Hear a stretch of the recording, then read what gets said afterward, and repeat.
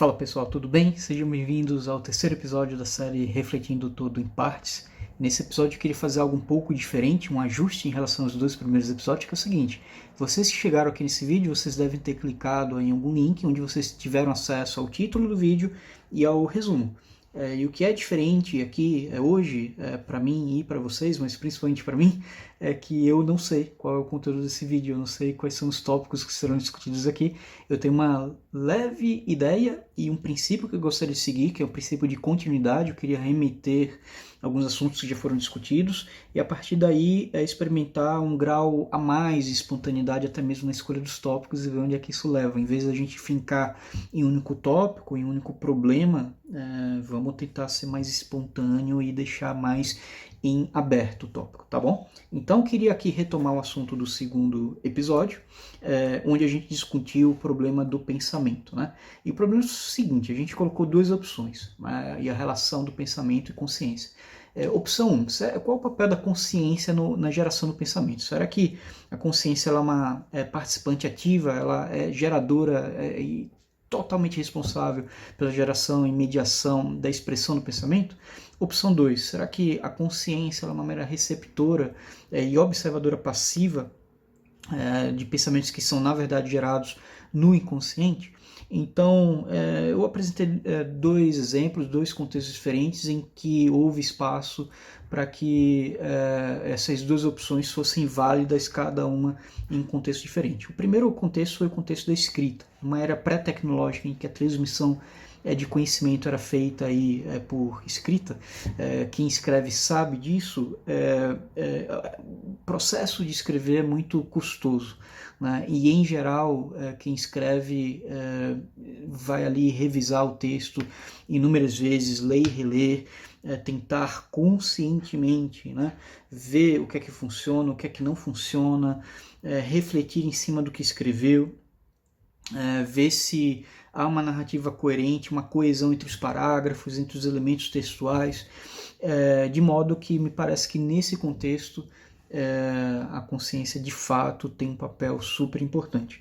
Hoje nós estamos aí numa era de lives, uma era de vídeos, uma era de podcasts, e numa era onde a produção e transmissão de pensamentos e compartilhamento de conteúdos e de conhecimento ela é muito mais espontânea. E nesse outro contexto, aí me parece que a consciência ela tem uma menor relevância. E por que eu digo isso? Porque me parece que os estados emocionais e o inconsciente ele é capaz por si só de gerar muitas cadeias complexas de pensamento. Então, e o exemplo disso é o próprio experimento que a gente está fazendo aqui sobre espontaneidade, sobre gravar esses vídeos, em que muito do que foi dito, ou quase a totalidade do que foi dito aí por mim no episódio 2 e o que está sendo repetido e dito por mim aqui no episódio 3, é espontâneo. Né? É menos espontâneo esse exercício justamente de resgatar, porque isso já estava registrado em memória, que eu estou até com mais facilidade de verbalização, de vocalização, para explicar o que já foi discutido antes, porque isso está sedimentado, mas não deixa de ser algo extremamente instintivo, não planejado, baseado sim nas minhas experiências e minhas memórias, mas cujo acesso é completamente aleatório. Ele é guiado aí por certamente princípios e operadores lógicos de consistência. Eu quero com certeza manter a consistência da minha narrativa, eu quero trazer um conteúdo interessante para você que está ouvindo, eu quero maximizar a chance de você, ouvinte, que me assiste aqui, sair aprendendo algo, né? Mas isso são princípios, isso não são linhas de narrativas, uma direção narrativa bem definida, né?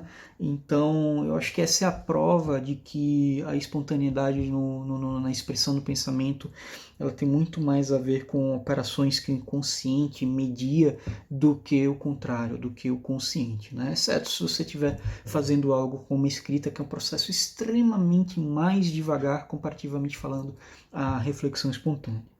Tá? Bom, então retomei aqui o tópico, agora eu tenho que achar um novo tópico para a gente dar continuidade, como eu havia prometido, de uma forma espontânea.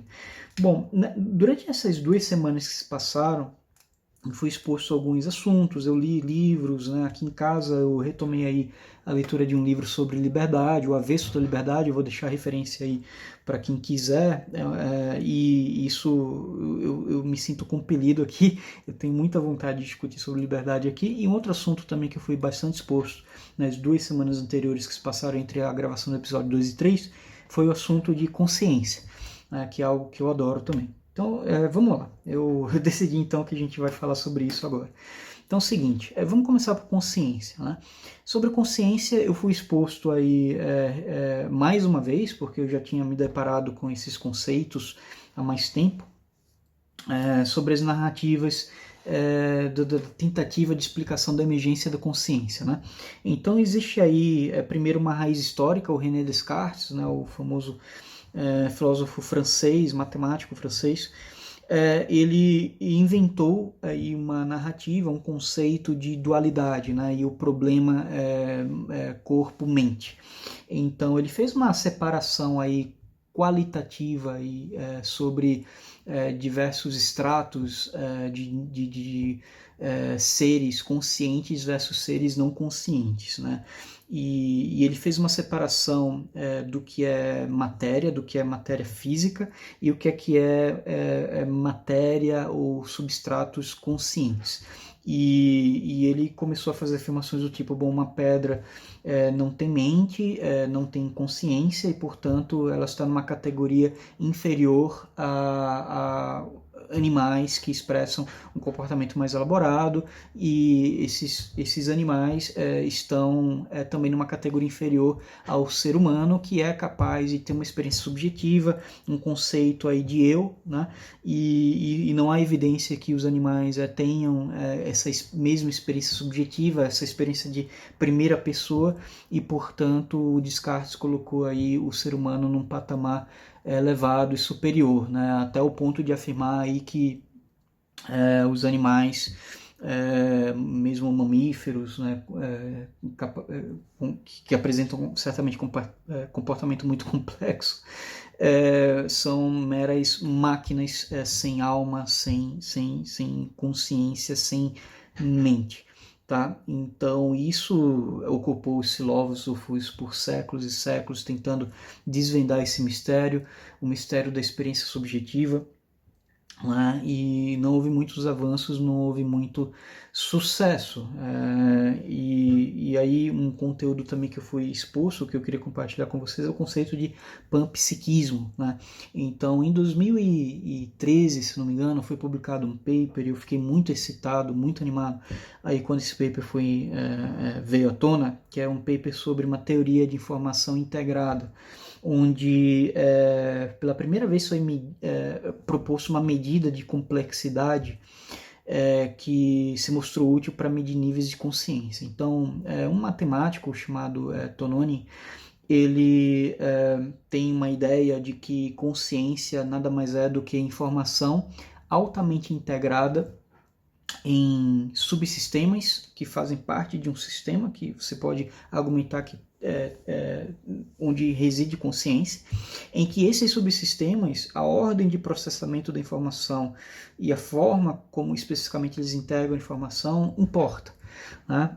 E não só importa, como se você reduzir o nível de integração entre esses subsistemas e atribuir as responsabilidades do sistema como um todo aos subsistemas individuais e tentar isolar mais essas partes, você não consegue produzir o mesmo nível de complexidade de comportamento.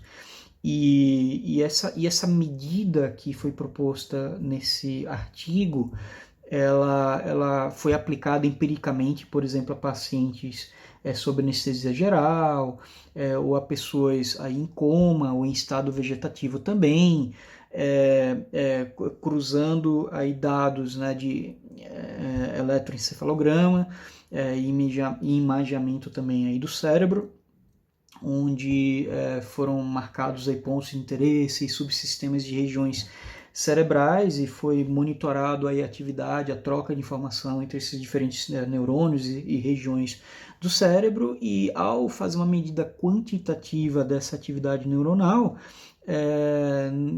aconteceu algo fantástico, né, em que esse número que é gerado, produzido por essa teoria, ele é progressivamente maior para pacientes que estão plenamente conscientes, com as suas faculdades mentais preservadas,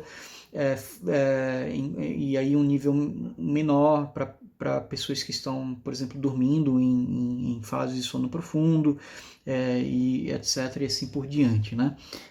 Esses estudos empíricos foram realizados em outros papers subsequentes, mas a teoria foi estabelecida aí em meados de 2013, né? Então isso foi um conceito que eu aprendi, eu queria compartilhar aqui com vocês, isso me marcou muito. E aí existe esse debate, então, para descrever consciência, né? E se essa teoria do Tononi ela for verdade, até que ponto isso suporta a ideia de panpsiquismo? E panpsiquismo é um princípio filosófico que afirma que a consciência ela está distribuída em tudo.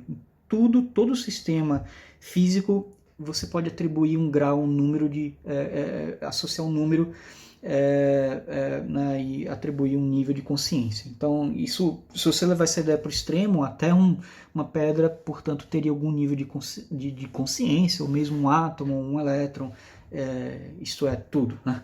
E isso, para ser verdade, provavelmente exigiria a admissão de que a consciência ele é um fenômeno que não está completamente embebido nas leis físicas. Você precisaria de algo a mais, de um outro nível, ou uma outra categoria de realidade que explicasse essa atribuição de consciência a tudo. Porque já que a consciência ela não dependeria de uma cadeia causal aí de nada, que pelo menos o conhecimento que a gente tem atual sobre física quântica ou mesmo teoria das cordas explicasse, né, para esses diferentes níveis de integração de informação, então a gente precisa de uma explicação alternativa que não necessariamente está contida nas leis físicas. Então existe esse debate. Eu refleti no dia que eu observei, e eu vou deixar aqui as referências, né, dos vídeos que eu assisti, dos debates que eu assisti. Eu vim refletindo aqui sobre a possibilidade da consciência, pelo menos a consciência humana e animal, em um certo sentido, ser fruto de um processo de socialização e de um processo cultural. Então eu remeto aqui às ideias um pouco do Richard Dawkins, que ali na década de 70, ao publicar o seu livro Gênio Egoísta, cunhou o termo meme, como uma analogia, uma unidade de transmissão e de codificação de informação cultural, né? Uma analogia com o conceito de gene, né? Que codifica e transmite a informação hereditária, biológica, genética, né, que é expressada aí em termos da tradução do RNA em proteínas ou outros processos biológicos.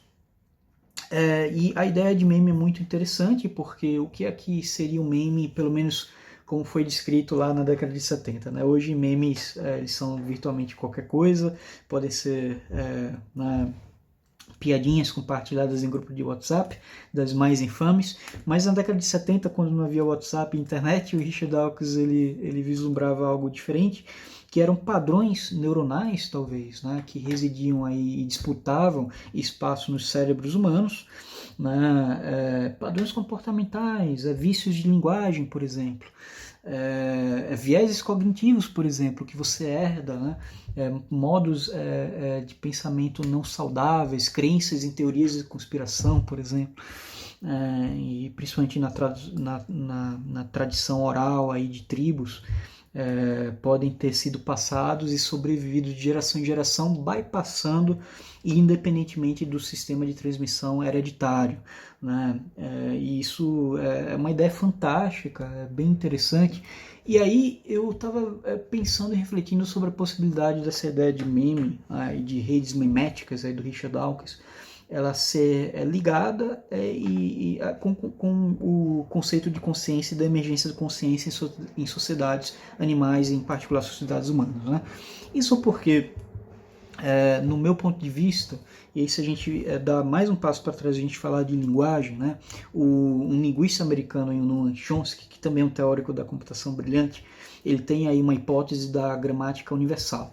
Então, a gente analisa várias linguagens, idiomas humanos, e a gente vê que muitas estruturas sintáticas são compartilhadas, né? E aí o Noam Chomsky ele argumenta que isso pode ser herdado geneticamente. A habilidade de produzir linguagem pode estar aí inerente nos nossos genes, e é por isso que, mesmo isoladamente, várias culturas elas evoluíram estruturas linguísticas muito semelhantes. Ninguém sabe se essa hipótese ela é verdadeira ou não.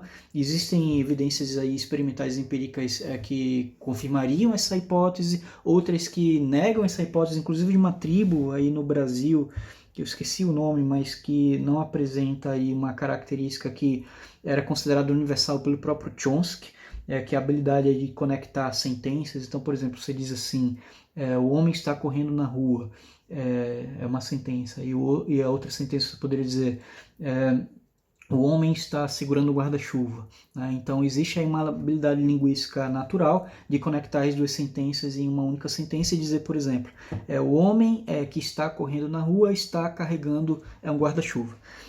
E essa tribo em particular, ela não parece, no idioma que ela desenvolveu, ela não parece apresentar qualquer tipo de conectivo que dê suporte a esse tipo de estrutura mais elaborada, e foi uma evidência de que, talvez, ou das duas uma, né? Ou geneticamente essa tribo ela não possui aí a sofisticação de produção de linguagem mais complexa, né? Isso ninguém sabe, porque até hoje não foi encontrado esses genes geradores de linguagem, ou simplesmente balela, né? Essa teoria de gramática universal e de, portanto, redução de todo e qualquer idioma e linguagem natural a um conjunto universal gramatical e sintático, né?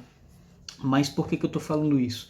Porque da mesma forma que há esse debate sobre a emergência da linguagem, o quão do componente genético e quanto do componente cultural e do aprendizado individual no tempo de vida, né, que o cérebro humano é exposto aos diferentes sons, às nuances de sons e escrita e associações de conceitos, imagens e sentimentos e emoções, a expressão de símbolos e o encadeamento desses símbolos em frases coerentes. Da mesma forma que há um debate do quanto isso é cultural e do quanto isso é genético, em linguística, existe esse debate que parece que ninguém está fazendo, pelo menos até agora não encontrei, sobre o quanto a consciência ela é um fenômeno emergente cultural e o quanto ela é um fenômeno aí mais fundamental, transmitido geneticamente, ou até mesmo embebido aí nas leis físicas, ou né, se a gente for falar que aí uma pedra, um átomo teria consciência, que esse argumento levado ao extremo é uma espécie de panpsiquismo, né? Então eu acho isso super interessante de compartilhar com vocês. E o meu take pessoalmente nisso é que sim, eu acredito que há uma influência cultural, social muito relevante. Eu desconfio, é uma intuição que eu tenho, né? De modo que a gente está consciente, os nossos níveis de consciência depende muito da complexidade das nossas relações e da intensidade das nossas interações com outros indivíduos, né? Então você pega aí, por exemplo, os rituais de passagem, né? Existem algumas sociedades que na passagem da vida juvenil, aí, da infância para a vida adulta,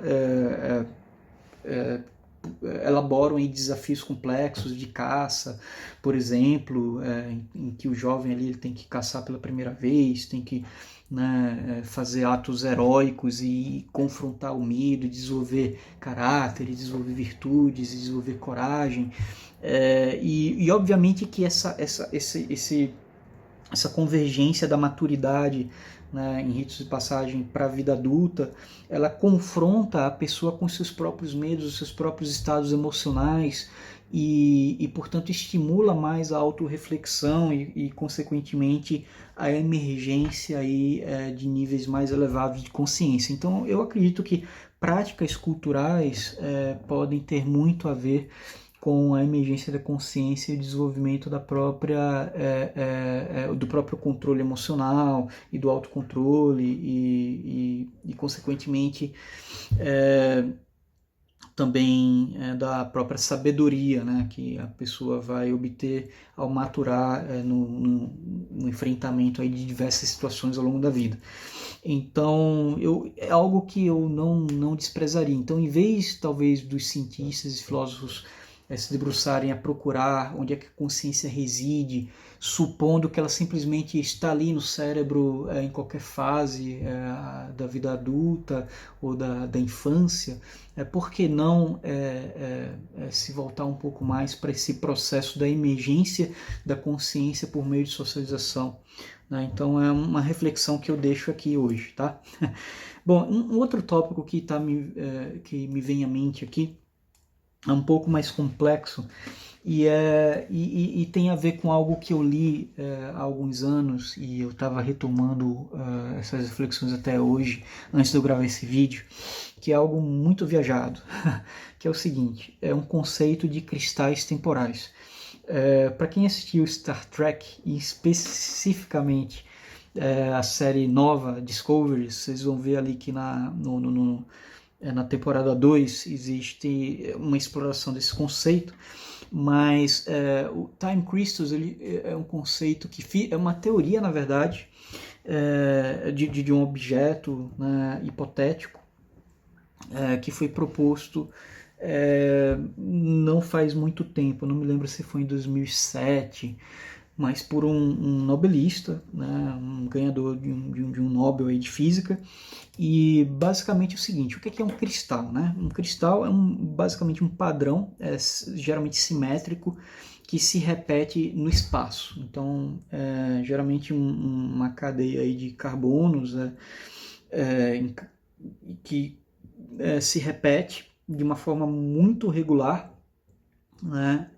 E de uma forma muito harmônica, né? E isso que dá aí ao encantamento, todo encantamento que a gente tem com os diamantes, por exemplo, né? Que tem essa característica. Um cristal temporal é esse mesmo conceito, só que esse padrão de repetição, em vez de acontecer no espaço, ele acontece não somente no espaço, mas também no tempo.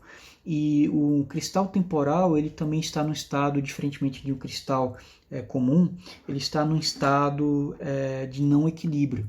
Então ele oscila temporalmente o seu comportamento aí, atômico, propriedades quânticas dos átomos que constituem aí um determinado material. E esse comportamento ele oscila ao longo do tempo, de modo que até algumas simetrias temporais são quebradas, né? E aí isso me remete um pouco à questão da emergência da seta do tempo, do próprio conceito de por que a gente está experienciando aqui, né, conscientemente essa passagem linear do tempo, por que a gente só consegue, por exemplo, se lembrar do passado e a gente não lembra do futuro? Né? E essa pergunta pode parecer absurda, né? Mas as leis da física e a física clássica e mesmo a física quântica, elas não dependem de uma seta do tempo. Elas preveem a emergência de uma seta do tempo. Por exemplo, na física clássica existem conceitos de termodinâmica, né?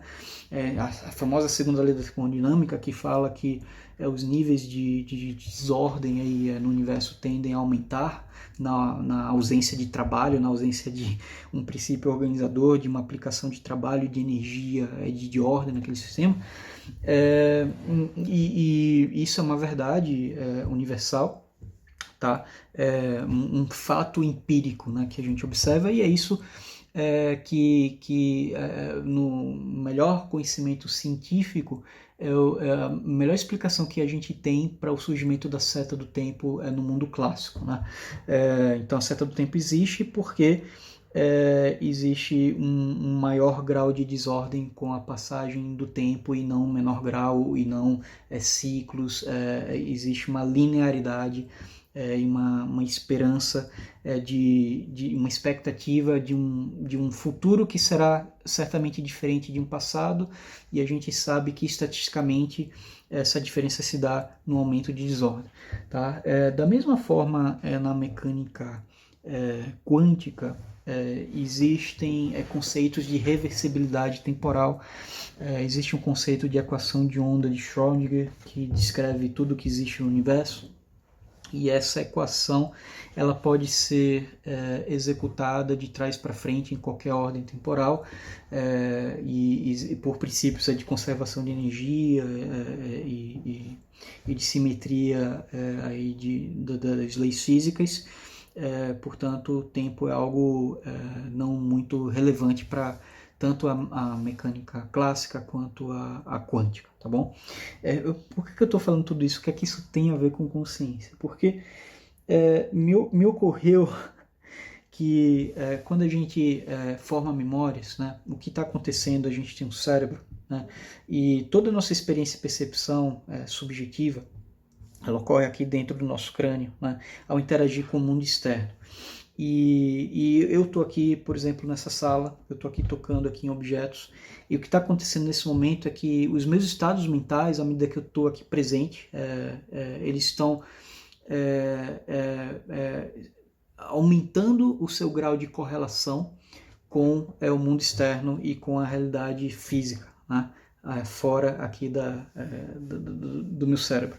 Então, esse aumento de correlação ao interagir no mundo e no universo é a melhor explicação científica que a gente tem para descrever o que é o presente, o que é o momento, e o que são e o que consiste a formação de memória, né? Então, o presente é um aumento de correlação entre estados mentais, entre experiência subjetiva, entre experiência consciente e o mundo objetivo, né? Então, a gente poderia colocar dessa forma. Então, por que a gente então não lembra do futuro? Porque no futuro existe a segunda lei da termodinâmica, e aí é uma reflexão que eu estou fazendo agora, que diz que essa correlação ela vai desvanecer, o caos prevalecerá, a desordem prevalecerá. Então há uma queda natural do nível de ordem, portanto uma queda natural de correlações, e portanto uma menor capacidade de lembrar o passado, mas ao mesmo tempo o futuro guarda interações com a realidade física e objetiva que ainda não ocorreram, e por essas interações não terem ocorrido, essa formação de correlação dos nossos estados mentais ela não pôde ser estabelecida por um momento presente, e portanto a gente não tem como acessar esses estados. Bom, parece um pensamento meio cíclico, incoerente, talvez até seja, mas primeiro esse é o risco da gente refletir espontaneamente, e segundo, se for incoerente, me avisem que eu tento me debruçar mais sobre esse pensamento e elaborá-lo mais, né? Mas de qualquer forma, tem um outro aspecto dessa quebra de simetria em sistemas de não equilíbrio, como cristais temporais, que existe aí uma potencial implicação de que as próprias leis físicas, elas estariam sujeitas à mudança ao longo do tempo, porque aí existiriam algumas violações de princípios de conservação. Então, o que isso implica, e aí eu retomo uma leitura que eu fiz há algum tempo de um físico chamado Lee Smolin, ele escreveu inclusive um livro, Time Reborn, eu não sei se foi esse livro em particular, que foi em coautoria com o ex-ministro aí de Planejamento Estratégico aqui no Brasil, o Roberto Mangabeira Unger, que é um brilhante filósofo, diga-se de passagem, e eles fizeram aí um texto defendendo a mudança, né, como a característica definidora da realidade da natureza.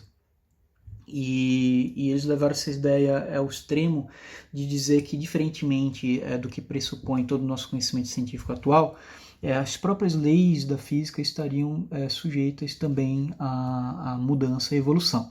Então, o fato da gente poder aplicar as leis da física e elas funcionarem da mesma forma para descrever tanto eventos muito no passado, né, galáxias cuja luz foram emitidas aí há bilhões de anos e só agora chegaram aos nossos telescópios e só agora puderam ser analisadas empiricamente, né, e cientificamente, essas mesmas leis funcionam, as mesmas equações funcionam para explicar fenômenos que a gente observa aqui e agora, né, que estão acontecendo aqui e agora, no presente. Então, isso sugere que há uma permanência dessas leis e um certo sentimento de eternidade, né, das leis da física. E, portanto, as próprias leis são uma invariante do universo. E o Mangabeira Unger mais o Lee Smolin, eles, do contrário, eles afirmam que, por exemplo, né, vamos pensar em buracos negros.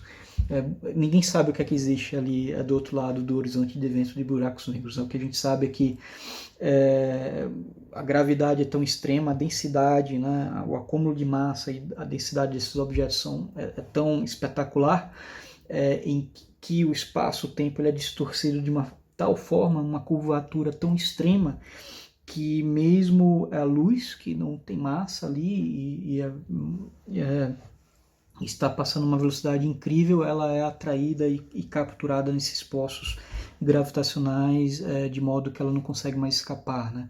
Então a gente só tem uma observação indireta dos buracos negros, né? A gente sabe que houve aí uma primeira imagem formada no ano passado, em 2018, se não me engano.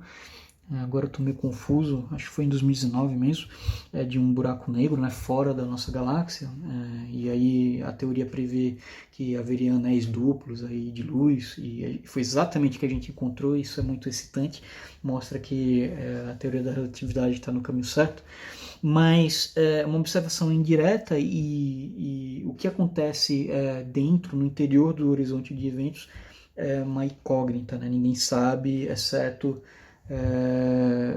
a menos de algumas hipóteses e teorias de radiação, de emissão de radiação e de evaporação desses buracos negros que são previstos aí por teorias do Hawkins, um grande e famoso físico.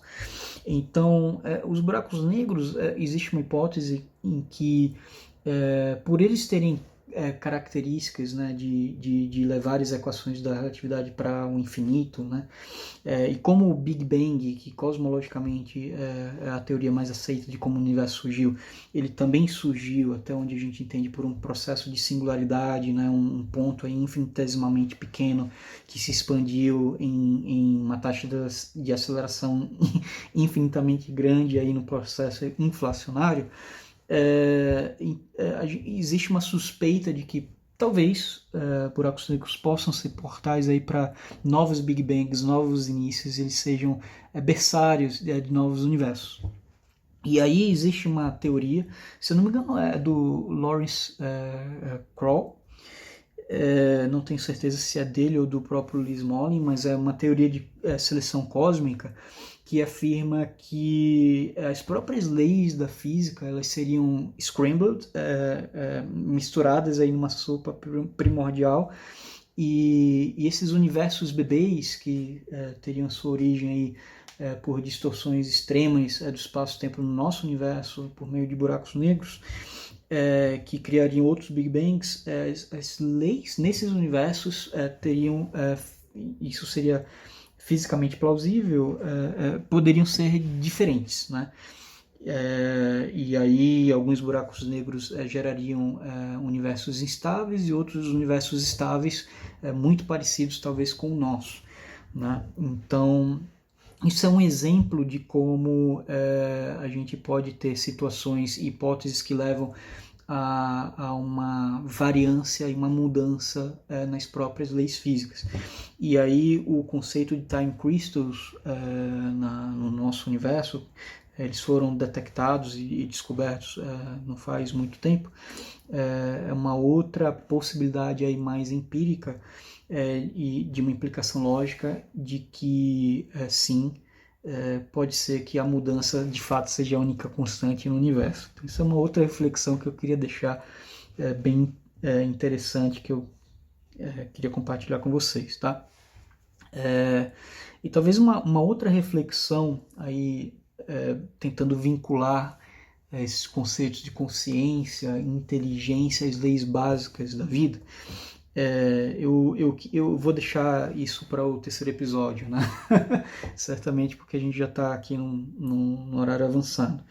Mas eu queria falar um pouco do princípio de forças entrópicas causais, que é um princípio que me marcou muito, um paper publicado em 2013 por um físico chamado Alex Wiesengross, que inclusive a minha tese de doutorado a gente compartilhou aí, trocamos figurinhas, ele leu alguns papers que eu mandei para ele, foram gerados na minha tese, e minha própria tese ele deu um feedback bem interessante porque a gente acabou trabalhando em conceitos bem semelhantes, né, de maximização de liberdade de escolha futura. Eu olhei para a perspectiva de o que é que isso implica para a tomada de decisão sob incerteza, e para emergência de inteligência em um framework matemático específico, e ele olhou também pela perspectiva da emergência de inteligência, só que numa perspectiva mais física. E esse princípio é incrível porque você pode aplicar esse princípio para redescobrir, por exemplo, as equações da teoria da relatividade de Einstein, as leis de gravitação, e isso sugere, inclusive, que a gravidade não seria uma força fundamental no universo, mas seria também uma força emergente, sujeita a princípios de maximização de entropia causalmente, né, por uma tentativa de mecanismos físicos ter algum nível de controle. Então ele afirma que a tentativa de controle precede a emergência de inteligência, e a tentativa de controle está presente e distribuída por todo o universo, nas entranhas do universo e das leis físicas. Então isso é extremamente interessante e liga a física com a emergência de controle, com a emergência de inteligência e, portanto, a emergência potencial de consciência, tá? Então, eu queria deixar todos esses pensamentos soltos aqui, e com isso eu vou fechar as minhas reflexões espontâneas, e deixar o convite para que no episódio 4 a gente tente explorar com mais profundidade, fazer um follow-up do que foi discutido aqui.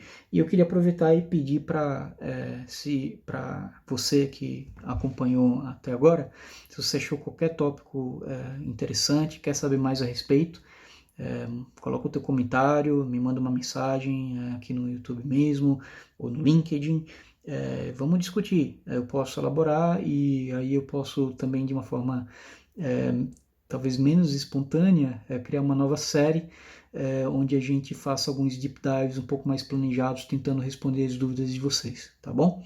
Então é isso, gente. Espero que vocês tenham gostado desse episódio. Para mim, de certa forma, foi surpreendente também hoje. Não fazia a mínima ideia de onde é que esse vídeo ia dar, e eu vou ter que assisti-lo para poder resumir e tentar ligar tudo que a gente discutiu de uma forma coesa e coerente, aí fazer o trabalho da consciência para gerar um resumo legal para que vocês possam se interessar em assistir o vídeo e que vocês estejam aqui após 37 minutos ainda engajados. Então esse é o meu objetivo, vou tentar o meu melhor. Então até a próxima, boa noite a todos.